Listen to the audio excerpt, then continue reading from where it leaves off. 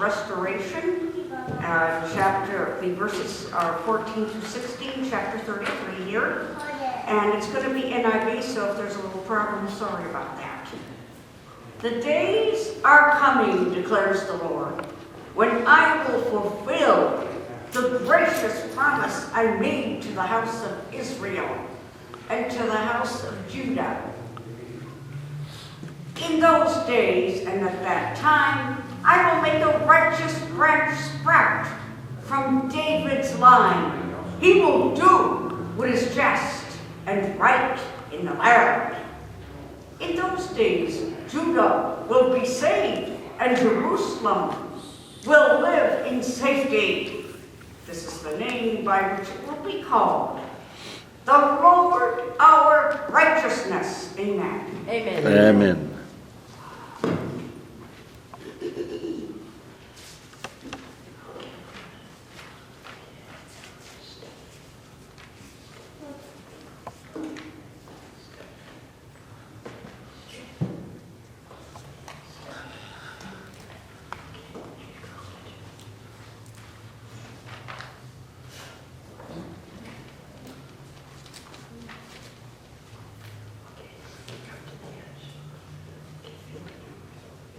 Just one step.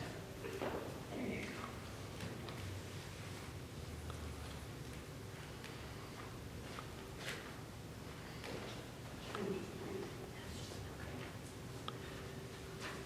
We've had some pretty happy readings lately, haven't we? Last week was sort of the dream of what God really wanted for the people, to live in peace and harmony and get along with each other, even if they had been former combatants, former enemies, that they would eat and drink and be part of the human family. And today, again, there's a promise of a person that will come from the line of David, who will be a wonderful, wonderful leader that will give us the kind of peace that we really need. And of course, as people who follow Jesus Christ, we see him as the long-promised leader, counselor, and model by which we live our lives. I want to give you a context, though, of when this was written. This was back in the 587, maybe just before the Babylonian invasion. And the people who lived in the Jerusalem area were under siege. And then eventually the Babylonians conquered them. And at that time, in the world that they knew, everybody was battling with everybody. It wasn't just a little, two countries going at it. It was like they were all going at it. And you had one group that were on one side and another group on the other side. Nobody seemed to like anybody. If you read your Old Testament and you read what the Israelites called their neighbors, they were the ites. I call them the ites. You have the Moabites, the Jebusites, the Hittites, all those ites. They didn't like any of them. Nobody was getting along with anyone. There was a real tribal mentality in that world that we know as the biblical world at that time. And so to promise peace sounds kind of ridiculous. And then when you listen to the news and you hear of terrorist attacks and things like that, you just kind of don't have a perspective of what's really going on. Compare ourselves today with, say, 587 BC. There's no comparison. The whole world is not at war, is it? No. Think about all the places in the world that are not battling with each other. They are the majority. And you can't say that for 587 BC. It's like everybody was fighting everybody. No one liked anybody. They were all, if you aren't one of us, then you're the enemy. And that is not the case today. Does it mean that the world is all full of peace and light and that everything is just all working out? No. I see this promise that we have in Jeremiah as a promise partially fulfilled It's in process. And isn't it the way that our lives are as well? We're in process. We're not a finished product. And no matter how old we are, whether we're a young child or in the middle of our adulthood or getting up there in age, we're still a work in progress. Does that mean that we can't grow or learn or become more loving and kind? Of course not. We all are products of God's love. And God is kind of molding us. And this is what you have in the book of Jeremiah. He's the one that envisions God as a potter. And he's throwing the clay on the wheel. They did have wheels that they used to use their feet for the pumping things. And no, it's not quite all right. So God swoops it up and works it again, and works it and reworks it and reworks it. And that's the way our lives are. Think about when you were 20. Think about maybe you had more resentments then than you do now. Maybe your parents weren't the most perfect people in the world, whose parents are. And you have these resentments, and maybe your brother or your sister didn't treat you quite the way you wanted to be treated. And think about the grudges you might have had. Might have been people at school, or when you started working, people at work. And think about now how you're working on letting things go. Literally letting go and letting God. Doesn't mean we've worked them all out. No one ever said we're finished, but we're in the progress of letting God be the one to truly rule our lives. I have I'll call him an acquaintance, a person that I met a number of years ago.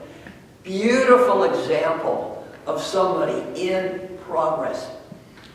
This fellow is an engineer, and he was born on the East Coast, came from a family where they went to church, but it was just sort of the thing you're supposed to do. This was back in the 1950s.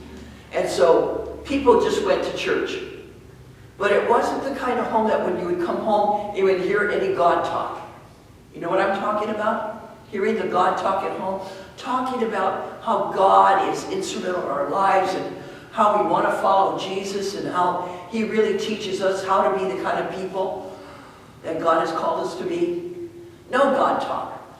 Went to church, did our church thing, came home, that was the end of it. The rest of the week, Dad had a real drinking problem in this fellow's family. And not God, but his father would be drunk just about every night of the week.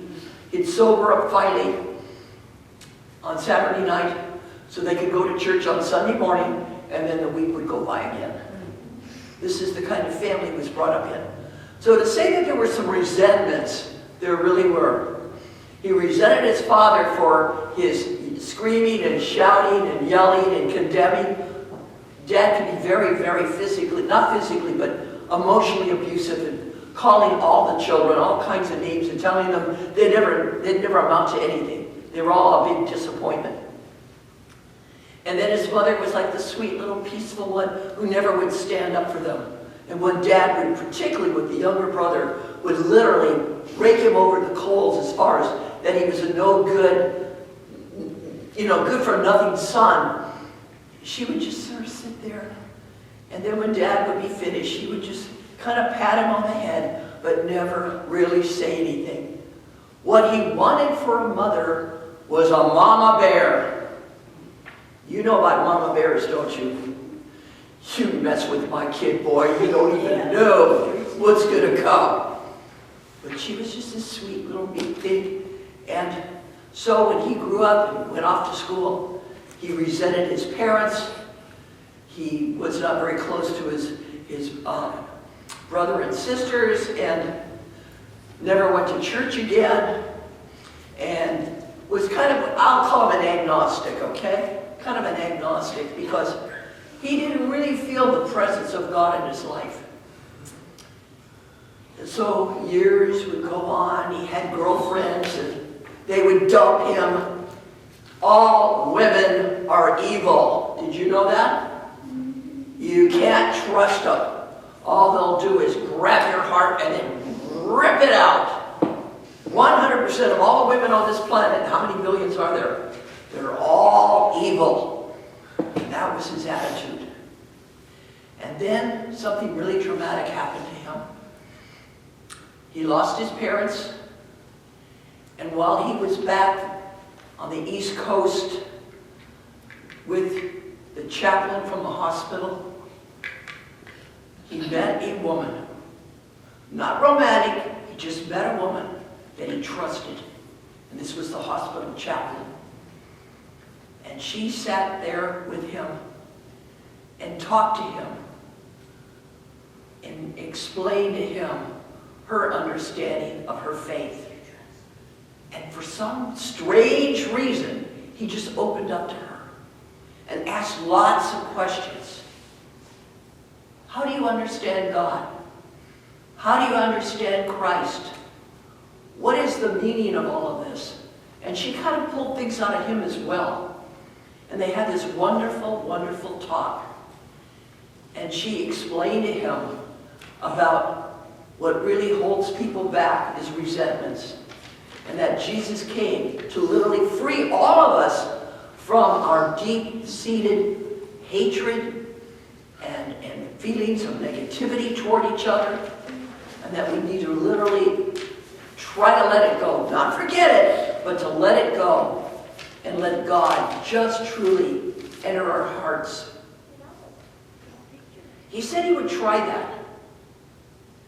And he had to work on it, and work on it, and work on it, and work on it. He's still in progress, like the rest of us. We've all had disappointments, haven't we? People are the ones that disappoint us the most. And particularly the people that we're close to. Some stranger we don't care about. It's the people that we're close to that we really have these resentments and the hurts. But he worked on it, and worked on it, and worked on it. And the last time I saw him was, maybe about 2 years ago.